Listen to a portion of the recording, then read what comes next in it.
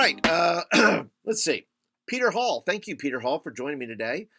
Peter Hall has a question. What does youth ministry look like when majority of youth are in 1,000 sports all the time? What do you do? Is there a dynamic or philosophy that works? Yes, there is. It's called go after everybody else. Everybody's not in sports. The minority of people are in sports, right? And so if you want to for me, it's I want to reach everybody. But if I'm having trouble holding on to sports centric kids, they're going to band camp. That's fine. They're going to, and that's not even a sport. They're going to football camp. They're going to, and then once again, if it depends. There are some kids who play sports that it doesn't dominate their life, and then there are some kids who their parents kind of run the show and send them off to all those things, and they do travel ball, and they're involved in every sport there is.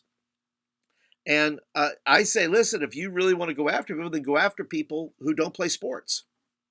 Go after more nerdy kids, go after more weird kids, go after kids who have no plans, who have no who have no desire to be in sports, but they want to do other things. And for the kids that you do have, for the students that you do have, I think you love them. I think you just love them like you love anybody else. And when they come by, treat it as a special occasion, right? They're here, and welcome them. Don't say, I'm one who would say things like, I'd walk up and say, oh, hey there, what's your name again? That kind of stupid stuff that I don't do anymore. But I would do that just to be snarky or sarcastic, and it's really not helpful or useful, because if a student picks up on that, then they're like, oh, well, my youth pastor just wants to be a jerk face, and I don't feel like showing up here anymore. So philosophy wise, my goal isn't to make kids do less sports. It's to honor the time they are given, because ultimately their parents are going to be responsible for this. I'm not responsible for them playing ball. I'm not responsible for all that. What I am responsible for, though, is creating programs that aren't junky. Because can I tell you something? There's a lot of kids who play sports and do that. That's fine. But you know what? It's because maybe sometimes they're like, listen, I'm going to play sports because really there's nothing to rival that. And so I think an excellent youth ministry program that's done with excellence is hard to miss. Kids who are tired after basketball practice and they're going to show up maybe 15, 20 minutes late for service. They're going to do that not because out of just necessarily religious commitment, but because it's a well done program and they feel extremely loved. They don't want to miss a loving community of people. If the youth pastor or the group or whatever holds athletes uh, arm's distance, well, then it makes them easier to drop out. And so I just think you have to look at all the factors, look at the kids that you're working with, the parents.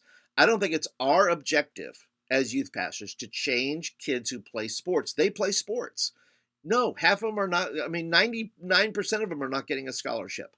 They're not, but listen, we pick on athletes, but there are also other dynamics there. There's people who are in drama, and there's people who are in choir or band or other things who there are various, but I think all our students have various things. And I think all we can do as youth pastors is that when a student shows up, regardless of how long they've been gone, regardless of how much they're involved or not involved, I think we can make our programs excellent.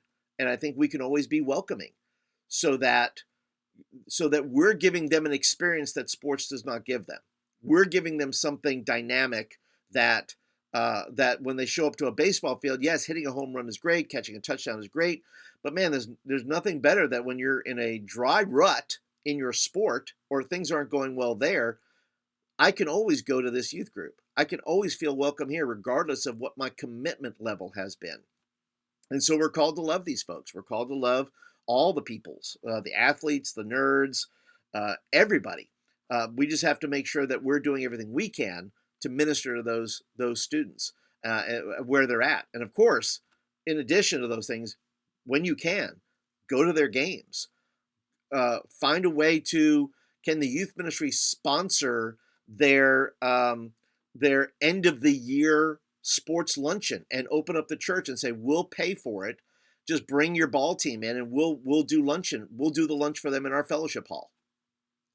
Find a way to connect rather than make it a rivalry. Make it a way where, how can I do this? Does your team need a chaplain?